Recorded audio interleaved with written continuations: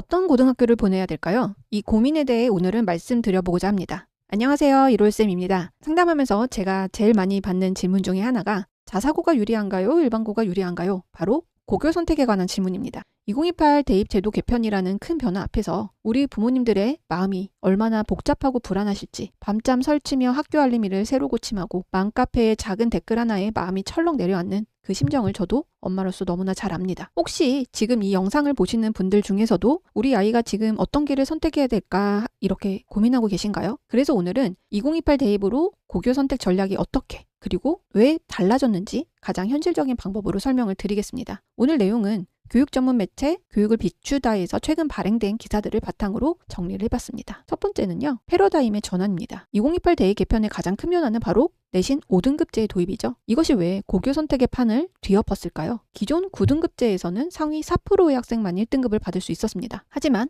5등급제에서는 무려 상위 10%까지 1등급을 받게 되죠. 근데 여기서 더욱 주목할 부분은 2등급의 확대입니다. 기존 9등급제에서는 누적 40%까지 4등급이었던 학생들이 이제는 누적 34%의 학생들이 2등급을 받을 수 있게 되었습니다. 이 단순한 숫자의 변화가 두 가지 거대한 파급 효과를 가져오는데요. 첫 번째, 학교 간 내신 격차가 줄어듭니다. 두 번째, 우수한 학생들이 모여서 시험 난이도가 높은 특목고나 자사고의 내신 불이익이 완화되는 그런 변화를 갖고 오게 됐죠. 이는 최상위권 학생들에게는 학교 선택의 폭을 넓혀주는 동시에 이제는 학교의 진짜 교육력을 꼼꼼히 따져봐야 하는 이유가 됩니다. 결론은 명확합니다. 과거 고교 선택의 핵심 전략이었던 내신 따기 쉬운 학교 찾기는 더 이상 유효하지 않습니다. 그렇다면 이제 무엇을 보고 학교를 선택해야 될까요? 새로운 대입 환경의 핵심 변수는 학교의 이름값이 아니라 우리 아이와 학교 시스템의 궁합입니다. 입시 전문가들은 고교 선택 실패의 대부분이 학교 자체의 문제가 아니라 학교의 성향과 학교 시스템 간의 미스매치에서 발생한다고 지적을 하고 있는데요. 그렇다면 우리 아이의 성향은 어떻게 객관적으로 진단할 수 있을까요? 이 기사에서는 3축 진단법을 제안합니다. 첫 번째는 자기 주도성입니다. 학원의 도움 없이 스스로 계획하고 3시간 이상 자습이 가능한지를 묻는 지표예요. 그래서 자기 주도성이 낮은 학생은 통제와 피드백이 없는 기숙사에 가면 학습 리듬이 무너지게 되고 자신감까지 잃게 될 가능성이 크죠. 반대로 자기 주도성이 높은 학생들은 기숙사형 자사고나 지방 명문고도 잘 맞을 수 있고요. 그렇지 않은 학생들은 학군지 일반고, 학원을 잘 이용할 수 있는 그런 인프라가 있는 지역이 더 낫다라는 거고요. 통학형 자사고가 오히려 더 좋은 선택이 될 수가 있습니다. 두 번째는 경쟁 탄력성입니다. 치열한 경쟁 속에 우리 아이가 놓여져 있을 때 동기부여를 받는지 아니면 위축됐는지에 대한 지표인데요. 이것은 우리 아이들의 멘탈과도 연결이 되겠죠. 경쟁이 위축되는 학생이 이런 과도한 경쟁 환경에 놓이면 오히려 동기를 잃고 무기력해질 수가 있습니다. 하지만 또 반대로 불타오르는 학생들도 있어요. 그런 아이들은 전국 단위 자사고, 과학 중점 학교도 괜찮겠죠. 하지만 반대로 멘탈이 약한 아이들은 면학 분위기가 유지되는 일반고가 더 좋은 선택일 수가 있습니다. 세 번째는 학업 집중도입니다. 수학이나 과학, 심화 문제에 흥미를 느끼고 또 끝까지 풀만한 집요함이 있는가를 묻는 지표인데요. 이러한 심화 탐구에 흥미가 없는 학생이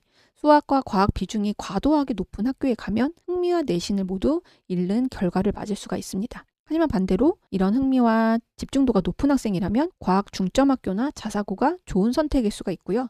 그렇지 않다면 교육과정이 유연한 일반고가 더 좋은 선택일 수가 있다는 점이죠. 이러한 여러 가지 시스템의 차이가 실제 학교의 경쟁률로 어떻게 나타나는지 최근 강남의 한 자사고에서 벌어진 실제 사례를 통해서 설명을 좀 드려보겠습니다. 이 내용은 교육을 비추다 기사를 바탕으로 분석을 했는데요. 최근 강남의 전통적인 명문 자사고죠. 휘문고와 중동고의 희비가 극명하게 엇갈렸습니다. 휘문고의 지원율은 62%로 사실상 미달 사태를 겪었는데요. 사실 작년에도 휘문고가 미달이었거든요. 그래서 2년 연속 미달 사태를 겪게 되었습니다. 중동고는 140%의 높은 경쟁률을 기록을 했어요. 무엇이 이런 차이를 만들었을까요? 이제 학부모님들은 학교의 이름값이 아닌 미래의 전략과 시스템을 보고 선택을 하기 시작했다는 강력한 증거입니다. 휘문고가 2년 연속 미달 사태를 맞이한 이유는 첫 번째는 소통 부재를 꼽고 있습니다. 2028 대입 변화에 대한 학교의 전략 설명이나 학부모와의 소통이 절대적으로 부족했다고 보고 있고요. 두 번째는 실적 데이터의 불투명성입니다.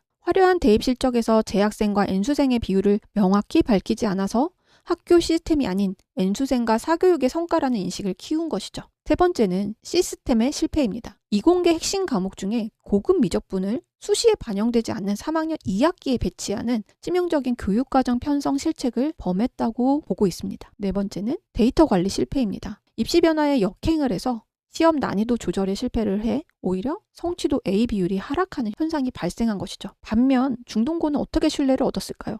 첫 번째는 적극적인 소통을 했습니다. 학교 설명회에서 데이터를 기반으로 2028 대입 전략을 투명하게 공개를 했고, 그래서 학부모님들을 설득을 했고요. 두 번째는 성과를 증명했습니다. 재학생 중심의 합격 실적과 내신 성적 분포를 공개하면서 학교 시스템의 효과를 명확히 입증을 했죠. 그래서 이 사례의 시사점은 분명합니다. 결국 학부모님들은 N수생 실적이나 과거의 명성이 아닌 변화에 준비된 학교, 재학생을 책임지는 시스템에 투표를 한 것이죠. 그래서 제가 학교 알림이를 찾아봤어요. 그래서 왼쪽이 휘문고고 오른쪽이 중동고인데, 휘문고는 공통수학 A를 받은 학생들의 비율이 11.3%인 반면 중동고는 59.8%가 A인 것을 우리가 확인할 수가 있습니다. 이렇게 이제 부모님들께서 학교 알림이를 200% 활용을 하셔야 돼요. 즉, 우리 부모님들은 이제 직접 데이터 분석가가 되어야 하는 시대입니다. 막연하게 뭐가 그렇다더라, 이 학교가 그렇다더라 이런 소문이 아니라 객관적인 데이터로 학교의 속살을 꿰뚫어 보는 방법을 알려드리겠습니다. 방금 말씀드렸다시피 가장 강력한 도구는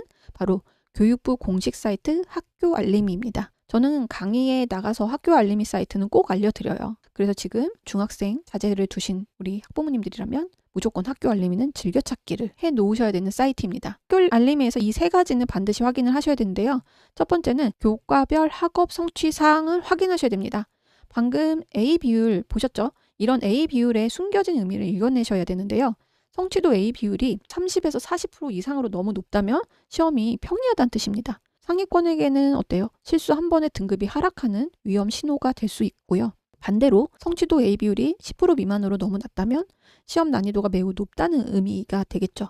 그래서 오히려 심화학습이 탄탄한 학생에게는 안정적인 상위 등급을 확보할 수 있는 기회의 땅이 될 수가 있습니다. 근데 여기서 조금 더 조언을 드리면 한 해의 데이터만 보지 마세요. 입시 전문가들은 최근 3년치 데이터를 시계열로 분석하라고 조언을 합니다. 데이터가 꾸준히 일관성을 보이는지 아니면 특정 해에만 급격한 변화가 있었는지 그 추세를 읽는 것이 진짜 실력입니다. 두 번째는 교육과정 편제표를 분석을 하셔야 됩니다. 핵심 과목의 개설 시점을 따져봐야 되는데요.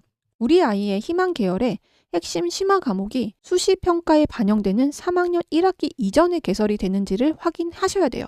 앞서 본 휘문고의 사례가 바로 이 지점에서는 좀 실책이 있었다고 보는 것이죠. 세 번째는 학업 중단율을 점검하셔야 됩니다. 학업 중단율이 지역의 평균보다 눈에 띄게 높다면 그 학교는 과도한 내신 경쟁으로 인해 스트레스가 높아 학생들이 버티지 못하고 이탈할 가능성이 있다는 위험 신호로 해석을 할 수가 있습니다. 이제 마무리를 좀 해볼게요. 진짜 명문고는 우리 아이를 성장시키는 학교입니다. 2028 대입 개편은 단순한 제도 변화가 아닙니다. 무엇이 좋은 학교인가에 대한 기준 자체를 바꾸는 근본적인 패러다임의 전환인 것이죠. 오늘 제가 드린 말씀을 바탕으로 새로운 고교 선택의 절대 기준 4가지를 최종 정리해 드리겠습니다. 첫 번째는 명문이라는 이름값보다는 학교의 실제 시스템과 데이터를 확인하셔야 됩니다. 두 번째는 N수생 실적보다는 재학생의 성장과 실적을 보셔야 되고요. 세 번째는 내신 따기 쉬운 학교보다 내신의 가치를 증명해 줄 수 있는 학교를 선택하셔야 됩니다. 네 번째는 우리 아이가 버티는 학교가 아니라 우리 아이의 성향과 궁합이 잘 맞는 학교를 선택을 하셔야 된다는 거죠. 내신 따기 쉬운 학교가 아니라 내신이 의미를 갖게 만들어주는 학교를 선택해야 된다는 것입니다. 그래서 궁극적으로 진짜 명문고란 단순히 좋은 대학에 많이 보내는 학교가 아닙니다. 우리 아이가 3년간 배우고 성장하고 때로는 실패해도 다시 일어설 수 있는 힘을 길러주는 공간입니다. 오늘 영상을 보시고 현재 고민 중인 학교를 새로운 기준으로 다시 보시게 되셨나요? 우리 아이의 성향과 가장 잘 맞는 학교는 어디라고 생각을 하시는지, 그리고 가장 걱정되는 지점은 무엇인지 댓글로 남겨주시면 제가 읽고 다음 영상에 꼭 반영을 해보도록 하겠습니다. 그리고 오늘 기사의 출처는 고정 댓글로 남겨놓겠습니다. 오늘의 영상이 좋으셨다면 구독과 알림, 좋아요 부탁드리고요. 다음 영상에서 뵙겠습니다. 감사합니다.